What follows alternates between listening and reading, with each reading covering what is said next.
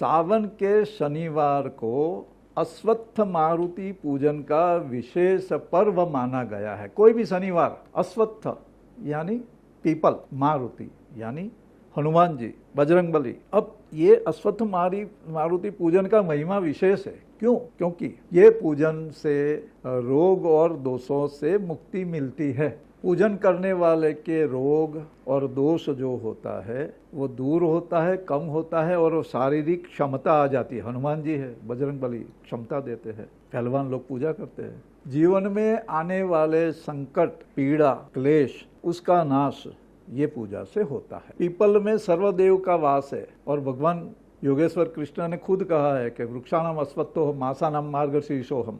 वैसे वृक्षों में मैं अश्वत्थ यानी पीपल हूँ, तो भगवान की कृपा प्राप्त होती है। विष्णु तो सुख समृद्धि वैभव देने वाले भगवान है और वो पीपल उनका प्रतीक है। सावन में भगवान का विशेष महात्म्य माना जाता है। कृष्ण की पूजा भी होती है। जन्म चाहे भादों में हुआ हो, लेकिन भगवान विष्णु, कृष्ण, इनकी कृपा प्राप्त होती है। सर्व वैभव प्राप्त करना है, सुख समृद्धि प्राप्त करनी है और उसमें जो भी अड़चन आती है, जो भी परेशानियां आती है, अपनी प्रोग्रेस अटक गई है, प्रमोशन अटक गया है, जॉब लग नहीं रही है, ये सब का क्लेश दूर करने, सबका जो अवरोध है वो दूर करने के लिए अश्वत्थ मारुति पूजन किया जाता है। ये व्रत है ऐसा नहीं है, ये पूजन है, विशेष पूजा है। अच्छा, ये घर में कोई प्रेत बाधा हो, काल सर्प दोष की घर में किसी व्यक्ति को हो, ऐसा भी कहा गया है कि अगर घर में कोई वास्तु दोष हो, कोई भी दिशा के कटने से या गलत जगह में टॉयलेट बनने से या किचन गलत जगह में होने से, बेडरूम गलत होने से, ये सब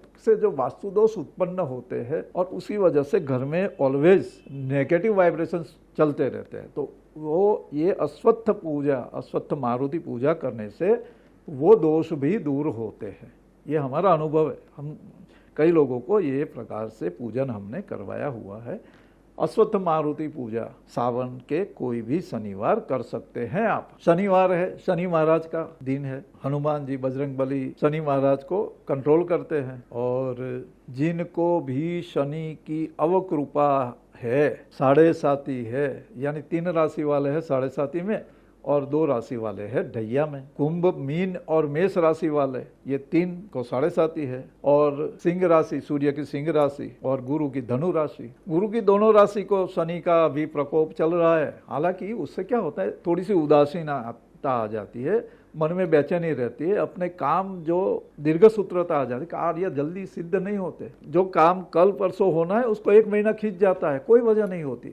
तो ये शनि जिसको मंद कहा गया है, 2.5 साल लगता है शनि महाराज को एक राशि पूरी करने में। कभी वक्री होता है, अभी वक्री चल रहे हैं। अब वक्री जब शनि महाराज होते हैं तो समझ लीजिए कि उनका जो अशुभ प्रभाव है वो कभी कभी कुछ, जब अशुभ चंद्र हो तभी तीव्रता से अशुभ प्रभाव दिखेगा, वरना नहीं दिखेगा। वैसे कहा गया है मतलब ज्योतिष के ग्रंथों में कि शनि महाराज जब वक्री होते हैं तो उनका प्रभाव कम हो जाता है, चाहे वो शुभ हो या अशुभ। तो ये शनि महाराज की अवकृपा जब होती है तो उसको ठीक करने के लिए, कृपा प्राप्त करने के लिए अश्वत्थ मारुति पूजन सावन के शनिवार अवश्य करें। ये महिलाएं भी कर सकती है और पुरुष भी कर सकते हैं। ये पूजा कैसे करनी है वो देखते हैं अभी। अब सुबह में जल्दी उठ के स्नान आदि जो प्रातः कर्म है उससे निवृत्त हो जाए, अपने घर की पूजा कर लीजिए, मंत्र जाप जो करने हैं वो कर लीजिए। अब घर के नज़दीक में जहीं भी पीपल का पेड़ हो या कोई मंदिर में हो तो वहाँ जाइए।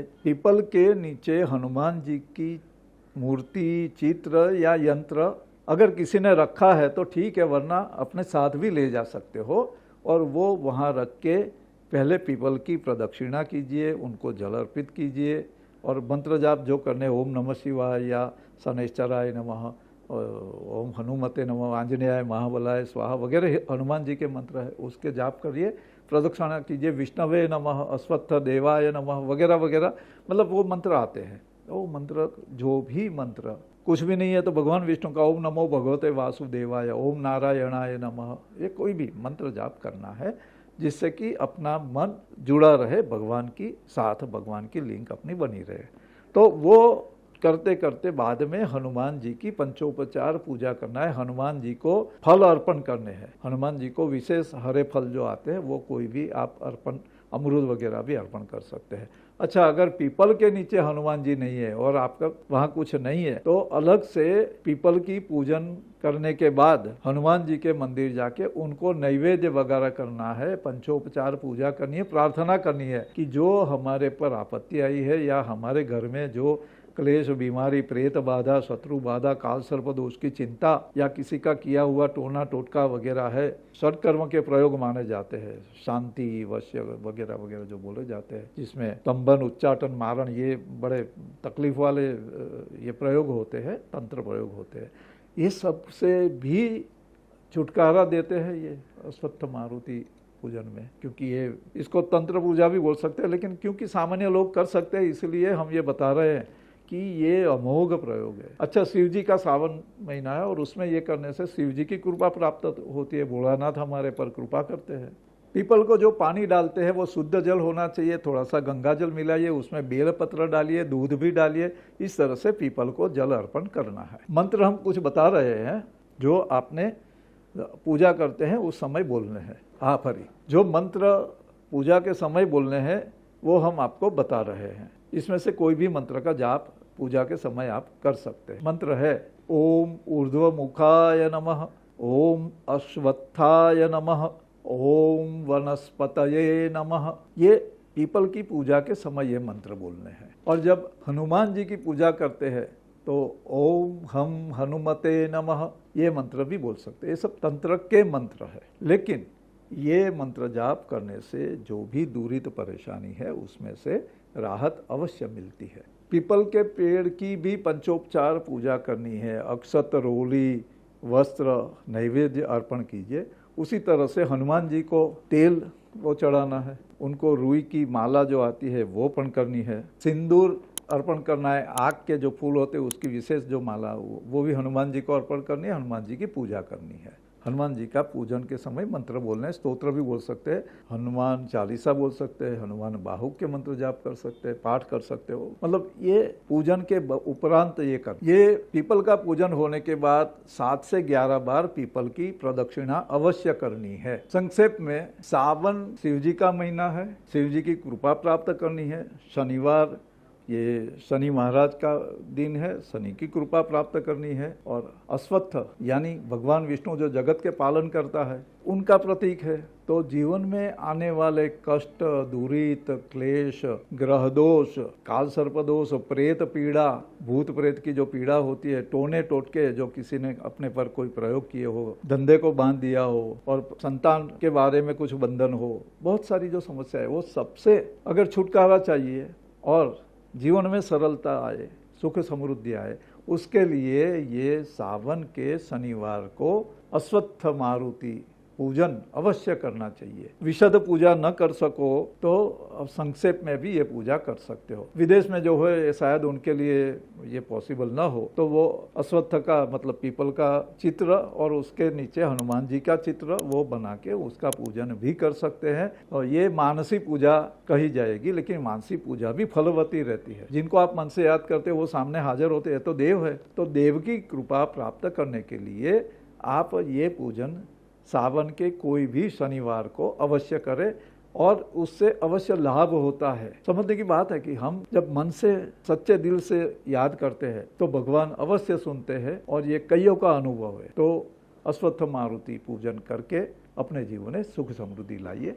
धन्यवाद।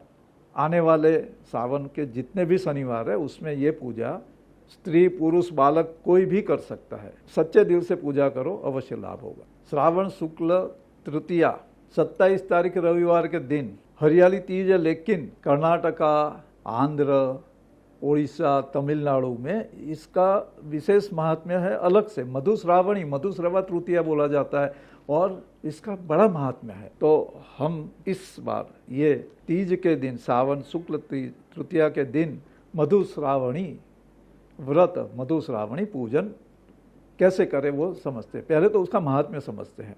ये पर्व दंपति के बीच में, पति पत्नी के बीच में स्नेह, प्रेम, विश्वास बढ़े एवं एक दूसरे का साथ जन्मों जन्म बना रहे इसलिए किया जाता है। और साउथ में नवविवाहित जोड़े अवश्य ये पूजा करते हैं। ये मधु श्रावणी तृतीया पर शिव पार्वती की विशेष पूजा होती है। वो करने से घर में सुख समृद्धि, कल्याण और परिवार वृद्धि, जो भी मनोकामना होती है वो पूर्ण होती है। परिवार में सुख संपत्ति बनी रहती है, सामंजस्य बना रहता है, कोई कजिया कंकास क्लेश होता नहीं है, अगर होता है तो शांत हो जाता है। हमें पता है कि माता पार्वती ने जन्म जन्म शिव जी की सानिध्य के लिए पूजा की थी, व्रत किए थे। तो शिव पार्वती का जो स्नेह है वही स्नेह पति पत्नी दंपति के बीच में बना रहे, इसके लिए भी महिलाएं ये शिव और पार्वती की कृपा प्राप्त हो, उसके लिए ये मधुश्रावणी मधुश्रवा तृतीया का व्रत करती है। करना चाहिए। ये व्रत की तैयारी ऐसे करनी है कि सुबह जल्दी उठ जाइए,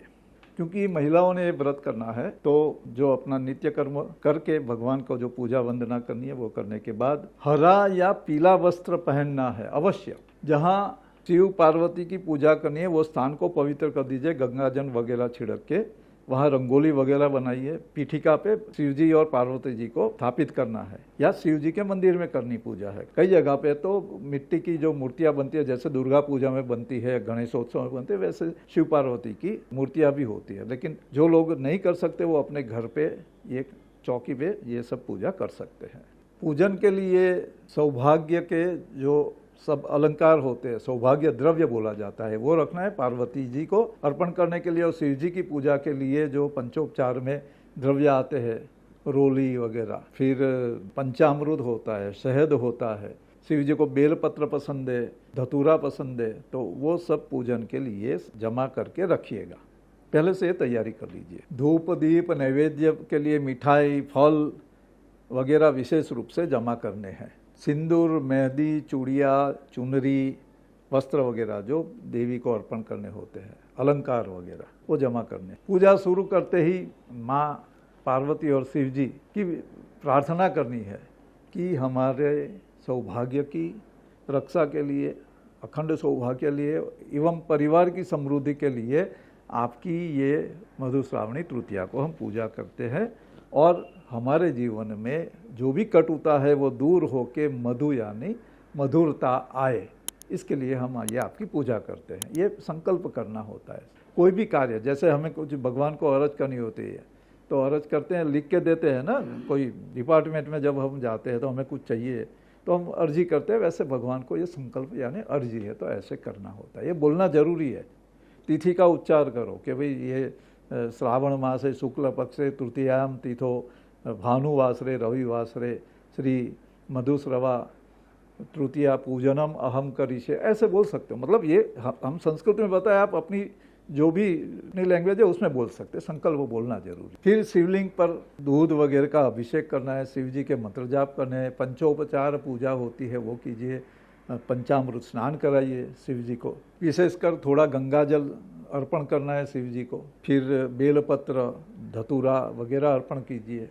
बाद में माता पार्वती जी को सौभाग्य सामग्री अर्पण करनी है, जैसे कि सिंदूर, चूड़िया, मेहंदी, बिंदी, और साथ में हरा वस्त्र अर्पण करना है। हरा वस्त्र माँ पार्वती को अवश्य अर्पण करना है। पूजा के समय और पूजा के बाद में शिव जी का मंत्र जाप करना है, ओम नमः शिवाय ओम, और साथ में उमा महेश्वराभ्याम नमः, उमा महेश्वराय नमः। मतलब इनमें से कोई भी मंत्र के जाप आप कर सकते हो। 108 जाप कम से कम एक माला जाप करना चाहिए। जिनको रोग बीमारी लगी है, परेशानी है, तो वो श्री महामृत्युंजय मंत्र के जाप भी कर सकते हैं। ओम त्र्यंबकम यजामहे सुगंधिम पुष्टिवर्धनम, वो पूरा मंत्र है, उसका जाप कर सकते हैं। शिव पार्वती जी के विवाह की कथा भी श्रवण कर सकते हैं, या शिव चालीसा के पाठ भी कर सकते हैं, गौरी स्तोत्र के पाठ भी कर सकते हैं। ये मतलब इस दिन का विशेष महात्म्य है।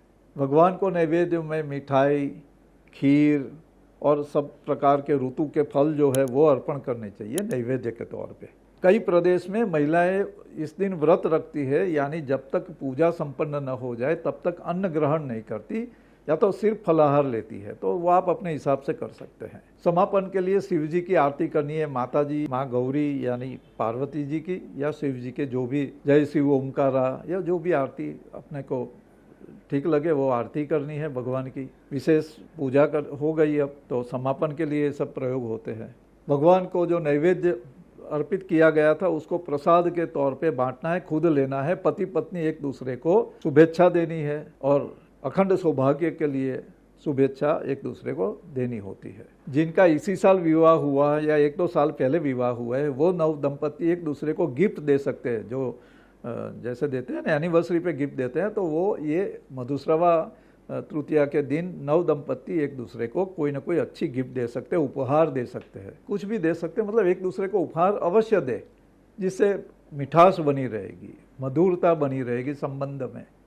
आदान प्रदान संबंध का एक महात्म्य होता है, जिससे मधुरता बनी रहती है। इस तरह से ये व्रत का समापन करें और अपने जो भी स्नेही मित्र है उनको भी शुभेच्छाएं दे, नवविवाहित और विवाहित जोड़े जिनके दाम्पत्य जीवन में अगर कहीं कोई क्लेश हो, तो ये मधुश्रावणी तृतीया की पूजा से इसमें बड़ी राहत होती है और बहुत अच्छा सद्भाग्य मिलता है। दीर्घ दाम्पत्य जीवन में दीर्घ सूत्रता बने, लंबा चलेगा। कोई छोटी छोटी बातों में जो आजकल मनमुटाव होता है, वो सब चीज़ें कम होती जाएगी या तो खत्म हो जाएगी।